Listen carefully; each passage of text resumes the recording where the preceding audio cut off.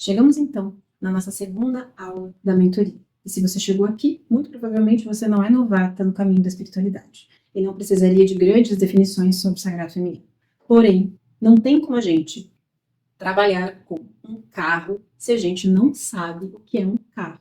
E ser mulher, somente ser mulher, não quer dizer que a gente realmente entenda o que é ser mulher. Porque a gente acorda, a gente faz uma coisa atrás da outra, muitas vezes no automático, e exatamente por conta da história, que é outra parte da aula de hoje, a gente se distanciou muito da definição do que é ser mulher e do nosso sagrado feminino. Então, a gente vai hoje pontuar a definição de sagrado feminino. Quando a gente fala de sagrado feminino, a gente fala em sentir, em valorizar, em reverenciar, em cultuar, em celebrar o ser mulher. Resgatar essa alegria de ser mulher.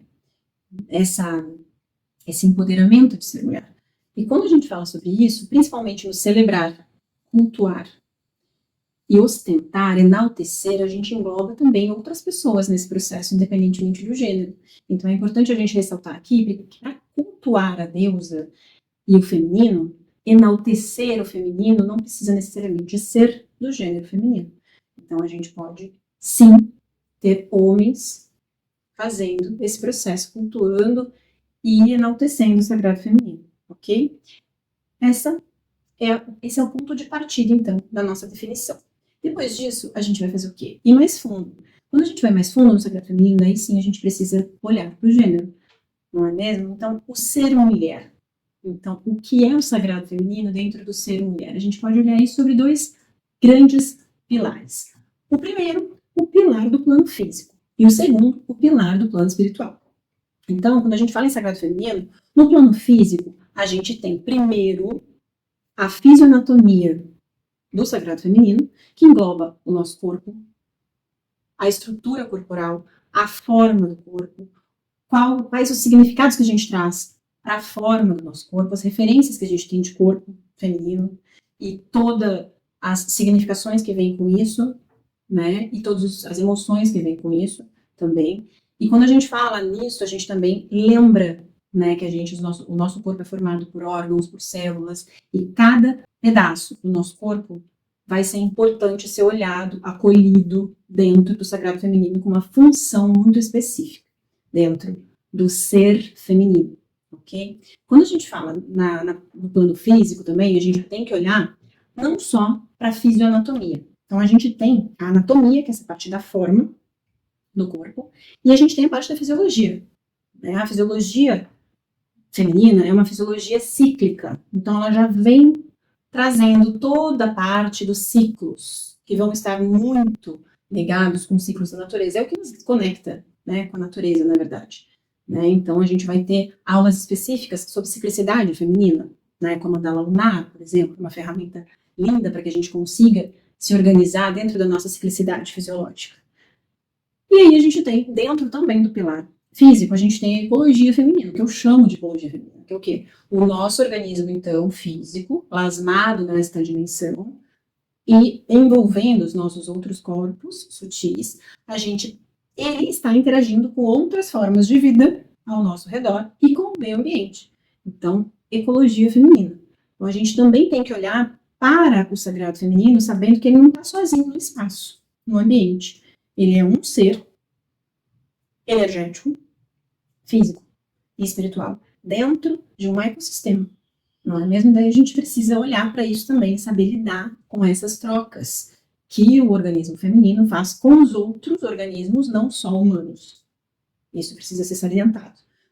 Quando eu falo, toda vez que eu falar troca com o outro, não quer dizer necessariamente que o outro seja humano, tá? Esse outro pode ser uma planta, pode ser um animal, então isso pode ser um mineral, pode ser a água, né? Quando a gente fala, principalmente em entrar em conexão com o meio ambiente e com os outros seres vivos do meio ambiente. Então, outro não é necessariamente humano. Então, são esses pilares aí, né? São no plano físico, a gente fala então na fisiologia, na anatomia e na ecologia feminina, plano físico. Já quando a gente fala no plano espiritual, daí a gente vai entrar e vai falar com a mente, emoções, e quando eu falo mente, a gente já concentra tudo aqui, né, no nosso encéfalo. Mas na verdade o encéfalo é parte da mente. Hoje a gente sabe que a mente ela é difusa, ela não está centralizada só no encéfalo. A gente tem memórias, por exemplo, das nossas células, e a gente precisa saber disso. Por exemplo, quando a gente precisa se reprogramar para alguma coisa, a gente precisa fazer, a gente quer manifestar algo, a gente quer, né, plasmar aquilo que a gente quer manifestar no físico, aqui nessa dimensão, a gente precisa programar não só o nosso encéfalo, mas a gente precisa programar as nossas células. Porque as nossas células têm memória, inclusive memória ancestral. Então, a gente precisa entender que quando a gente fala em mente, a gente fala em emoções, em memórias e em ancestralidade. Quando a gente fala nisso, a gente tem que entender que não está só aqui, está espalhado no corpo inteiro. Por isso que a gente não sente só aqui ou aqui, a gente sente no corpo inteiro. Quando a gente se lembra no corpo inteiro. Né? Quando a gente sente, a gente lembra de alguma coisa feliz, a gente sente com o corpo, a gente vê, vivencia, lembra com o corpo inteiro. Quando a gente lembra de algo ruim, ou que nos causou medo, a gente vai lembrar daquilo com o corpo inteiro. Às vezes a gente até começa a suar. Então as nossas células também têm memória, as nossas células fazem parte da nossa mente. E a segunda coisa que faz parte do plano espiritual é o campo energético, né? O nosso campo energético que a gente vibra, então, em determinada frequência. O que é importante, que pode tanto nos aterrar quanto nos acender, né? Que pode tanto nos proteger, nos blindar, quanto pode nos colocar vulneráveis. E isso no feminino é muito peculiar, porque a gente é cíclica. E aí eu vou falar uma coisa muito importante agora, que a gente precisa adentrar mais profundamente. A gente precisa perceber que tanto o plano físico quanto o plano espiritual dentro do Sagrado Feminino, eles trabalham juntos. Né? Eu tenho o plano espiritual, por exemplo, o nosso campo eletromagnético, né? O nosso campo energético. Ele é diretamente relacionado, diretamente afetado pelas nossas emoções. E as nossas emoções podem ser muito afetadas pelo nosso físico e vice-versa. Exemplo clássico. Quando a gente faz exercício físico, a gente tem descargas de dopamina, de serotonina, que são hormônios que relaxam, são hormônios que nos deixam alegres, que nos tiram da depressão, que nos fazem bem, antidepressivos. Isso influencia diretamente nas nossas emoções. Se é antidepressivo, eu sinto felicidade, eu sinto alegria, eu sinto o oposto disso. E se eu sinto isso, o meu campo vibracional, meu campo eletromagnético, me blinda mais, né? Eu consigo acender mais. Do que eu me nutro, eu consigo me elevar o meu campo eletromagnético ou me aterrar mais. Então, tudo isso está interligado, certo? Então, a gente precisa olhar isso como uma engrenagem, que cada coisa tem o seu encaixe e vai girar para funcionar como uma coisa só, que é o ser feminino. E aí, falando nisso, a gente precisa também falar que por que a gente pratica o sagrado feminino? Para quê? Então, além das definições, né, e das partes do sagrado feminino, do plano espiritual, do plano físico, a gente tem por que ele existe? Para complementar o masculino. A gente vive num mundo onde a gente precisa buscar o equilíbrio entre essas energias, feminina e masculina. De novo, né, vou usar a analogia da engrenagem. Quando a gente tem uma engrenagem, algo que se encaixa perfeitamente e gira para começar a funcionar, a gente consegue fazer com que o mundo consiga evoluir da maneira com que tem que evoluir. Mas se a gente tem um feminino que está desequilibrado, o masculino já não encaixa mais ali. E ele tenta se conformar para encaixar no feminino, mas que já está desajustado. Então, um desajustado desajusta o outro. E é muito do que a gente está vivendo hoje. E eu estou falando em energia, né? Eu não estou falando somente no plano físico. Agora, então, que a gente falou sobre o sagrado feminino, plano físico, plano espiritual, vocês já sabem. Quando eu falo em sagrado feminino, não falo só no plano físico, eu falo também no plano espiritual, no plano energético, né? No campo da mente. E aí a gente tem todos os estudos e as vivências ao longo da história sobre o sagrado feminino. É impossível a gente falar nas definições do sagrado feminino sem olhar para as tradições que cultuaram ao longo da história o sagrado feminino, né? Então a gente tem a deusa como um arquétipo principal do sagrado feminino, né? Como se fosse uma divindade, como se fosse não, é uma divindade universal, criadora do mundo, que faz par com a contraparte da fonte, parte masculina.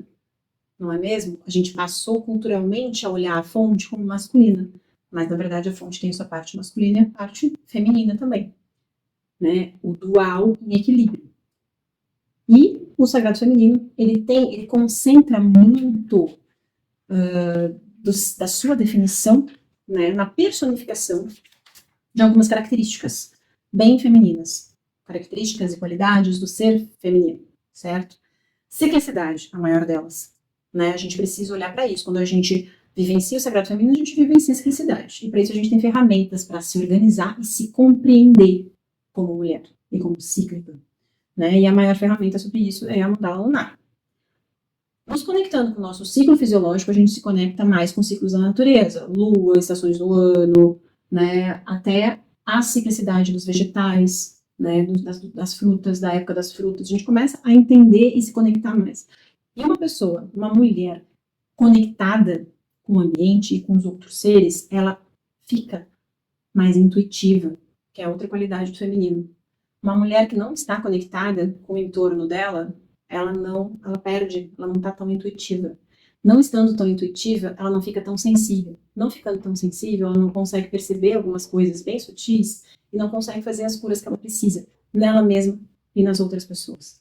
Então, isso é muito importante parar para olhar aqui, porque a gente está trabalhando na formação de guardiãs de círculos femininos. Vocês vão lidar com cura de outras mulheres. Portanto, vocês precisam estar em conexão com os ciclos de vocês e com os ciclos da natureza. No círculo feminino, a gente tem representação dos 4 elementos. Se o fogo está estalando, se algum animal está inquieto, vocês precisam estar em conexão com eles para perceber essas coisas e entender o que elas significam. Para isso, vocês precisam de conexão e intuição, ok? E a partir disso, nutrir o seu círculo, as suas mulheres, com as curas que elas precisam, com as ferramentas mais adequadas para aquilo que elas precisam. Se o fogo está instalando muito e está indicando, então, que a energia daquele círculo está instável, eu preciso dar conta de estabilizar isso nas minhas mulheres. Vou servir um chá, vou dar um banho de ervas, vou defumar. Isso é com vocês, vou usar reiki. Isso é com vocês, a ferramenta que vocês vão usar. Mas vocês precisam ser conectadas e intuitivas para conseguir nutrir o seu círculo de sagrado feminino com o que ele precisa de cura naquele momento, ok? E aí, por fim, a gente precisa olhar para o que a mulher é por essência, é criativa, né? A mulher é a criadora do universo. A criação, a gente gera vida, a gente cria e gera vida, não sozinhas, obviamente, né? A gente cria vida junto com o masculino, mas quem gera, quem nutre, são as mulheres. Então, a vida se sustenta através da gente, certo? Quem ancora isso é o masculino. Então, a gente precisa sempre olhar para essas coisas. E a mulher é criativa por essência. Então, uma mulher que não está conectada com a natureza, com o seu entorno, aquela famosa ecologia feminina, se a mulher não tem, se a mulher não está na sua intuição, não é sensível, ela não consegue fazer as coisas que precisa nela mesma e não vai conseguir fazer no seu círculo de mulheres, ela não vai conseguir nutrir as suas mulheres com o que elas precisam, de sabedoria, né? E a criatividade dela se esvai. Ela começa a ficar depressiva, ela começa a se voltar a energia desregulada para algum outro canto. Então é sobre isso. Quando a gente fala de sagrado feminino, a gente fala em equilibrar tudo isso. A gente precisa olhar para essas 4 coisinhas e saber que essas 4 coisinhas estão interligadas. A gente vai falar nos arquétipos. Claro que falar em sagrado feminino, em práticas de sagrado feminino, a gente também tem que falar nos arquétipos. Todo círculo de sagrado feminino, ele ressoa com algum arquétipo. Né? A gente tem os arquétipos egípcios, a gente tem os arquétipos das deusas gregas, a gente tem os arquétipos de Maria Madalena, a gente tem os arquétipos das deusas africanas, das indígenas, né? Da vertente xamânica. E todos estes arquétipos, eles trazem, na verdade, essas características que a gente falou até agora, do feminino, né? A nutrição, o cuidado, a intuição, a criatividade, a simplicidade, a força, o poder. Então, a gente precisa entender que, independente do arquétipo que se use ressoando com vocês, para ancorar a energia do círculo feminino que vocês vão guiar, que vocês vão conduzir, todos eles falam da deusa, que é universal.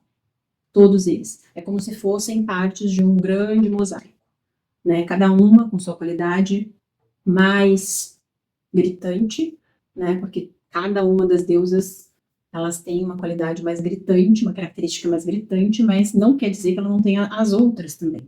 E a gente precisa tomar muito cuidado Porque ao longo da história, e isso vocês vão ver na parte 2, desse módulo, a história das deusas que são usadas como arquétipos no sagrado feminino foram muito alteradas ao longo da história pelo patriarcado. Mas isso é para a nossa outra aula, que vai ser dada pela Patrícia, que é sobre a história do sagrado feminino ao longo do tempo. Então eu deixo vocês aqui. Qualquer dúvida que vocês tenham, chamem ali no suporte e a gente se vê no Zoom na próxima aula. Beijos a todos.